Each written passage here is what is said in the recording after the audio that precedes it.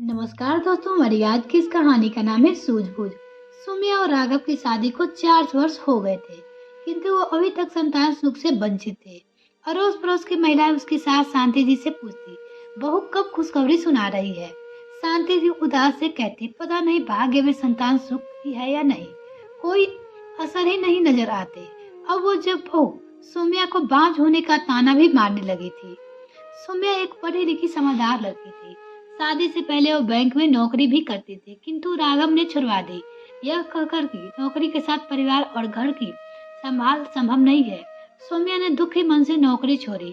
सोचती कितनी महिलाएं सशक्तिकरण, महिलाएं की उन्नति आजादी की बात कर ली जाए। हकीकत में आज भी अधिकांश महिलाओं को जिंदगी शादी के बाद ससुराल पति की रहमो करम पर ही चलती है। माता पिता कितना पैसा खर्च करके बेटियों को शादी शिक्षा की प्राप्ति, माता पिता का पैसा, बेटी की मेहनत, सब और एक वाक्य से पानी फिर जाता है कि हमें तुम्हारी नौकरी करना पसंद नहीं है, चुपचाप घर के बच्चे संभालो, बुजुर्ग की सेवा करो। बेटी की खुशहाल जिंदगी की खातिर माँ बाप की हथियार डाल देते हैं। बेटी को घर में रहने की सलाह देकर इस तरह से आधी आबादी अपनी शिक्षा बुद्धिमत्ता उपयोग नहीं कर पाती। एक दिन उसने अपनी सास से कहा, मम्मी जी, क्यों ना हम दोनों बड़े शहर में जाकर किसी अच्छे डॉक्टर को दिखाया है। यह सुनकर शांति जी भड़क गई। क्यों? मेरा बेटा क्यों दिखाएगा? उसमें क्या कमी है? देखा तो तू, तेरे में ही माँ बनने की क्षमता नहीं है। वह तो चेकअप कराने के बाद ही पता चलेगा कि किस में कमी है, वो बोली। खबरदार, जो एक शब्द और मुंह से निकाला, मेरे बेटे में कोई कमी नहीं है, वो पूर्ण मर्द, तू ही कोख जली है। सौम्या चुप हो गई। यह सोचकर उन्हें समझाना बेकार है। उसने समझदारी उम्मीद पर राघव से लगाई। जब उसने राघव से बात की तो माँ की तरह वह भी विफर पड़ा। मुझे क्या चेकअप कराना? कभी तो कभी नहीं जो बच्चे के मुंह दिखा पा रही हो। राघव के मुंह से ऐसी बातें सुनकर वो चकित हो गई।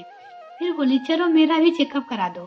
वो सोच ही रही थी कि पुरुषों कितनी सफाई से अपनी कमी को उजागर होने से पहले ही मर्दानगी का बहाना बनाकर छिपाना चाहते हैं। उनकी तो समाज में इज्जत चली जाएगी और औरत बाज न होते हुए जिंदगी भर बाज होने का दंड झेलती है। राघव उसका भी चेकअप कराने से डर रहा था, कहीं उसकी रिपोर्ट सही आ गई तो।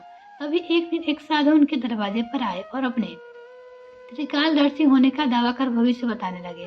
शांति जी उनके झांसे में आ गई। उन्होंने सौम्या को आवाज देकर बुलाया और हाथ दिलाने खाने को बोला। सौम्या हिचकिचाई कर बोला कि कोई जरूरत नहीं है, मैं तुम्हारी मस्ती की रेखाएं देखकर समझ गया कि तुम संतान सुख से वंचित हो। तुम्हारे ऊपर साया है जो बाधा उत्पन्न कर रहा है। मैं उपाय बताऊंगी, वैसे ही करना, जब तुम्हें औलाद की प्राप्ति होगी। सौम्या को इन सब बातों में यकीन न था, अतः वो चुप रही थी और वापस चली गई। शांति जी पूर्ण रूप से उसके झांसे में आ गई और सौम्या से उसके पास चलने की जिद करने लगी, किंतु सौम्या को उसकी वासना युक्त लोभी नजरों से डर लग रहा था। शांति जी बेटे की चाह में इतनी अंधी हो गई थी कि उन्होंने कहे अनुसार धन दौलत चढ़ावा देने को तैयार और देना भी शुरू कर दिया। आए दिन वह पूजा अनुष्ठान के नाम पर मोटी रकम ऐंठ लेता। सौम्या ने देखा कि उसके समझाने का सास पर कोई असर नहीं हो रहा, तो उसने राघव को समझाने का प्रयास किया, किंतु वह भी कुछ सुनने को तैयार नहीं था। सौम्या परेशान हो गई, क्या करे, अपनी असमंत कैसे बचाए। राघव को तो सोचने समझने की वृद्धि भी भ्रष्ट हो गई। कैसे पति है जो पत्नी के साथ गलत होता नहीं दिख सका। बाबा के झांसे में माँ फंसी थी और माँ के झांसे में राघव, जिसका उसे अंदेशा वही था।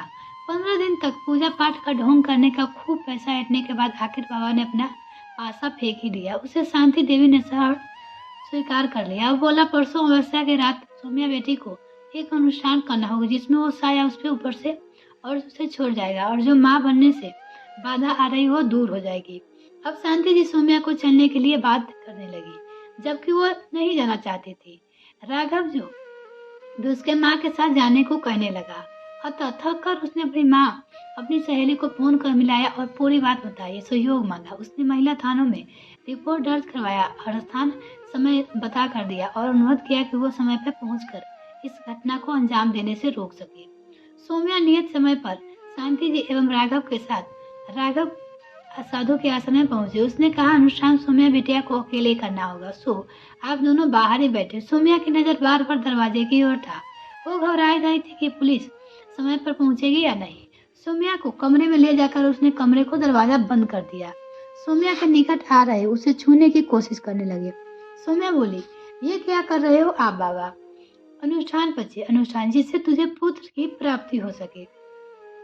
वो मन ही मन भगवान से प्रार्थना कर रही थी कि ईश्वर मेरी मदद करो, मुझे इस राक्षस से बचा लो। सौम्या ने विरोध करने के कारण वह आक्रमण से जबरदस्ती करने लगी। तभी दरवाजा खटखटाया। आवाज सुनकर जैसे उसने दरवाजा खोला, पुलिस को देखा, असम्मित हो गया। सौम्या की ओर देखकर चिल्लाया, धोखा, तुमने मेरे साथ धोखा किया है, इसका परिणाम तुम्हें भुगतना पड़ेगा। पुलिस ने उसे पकड़ कर लिया।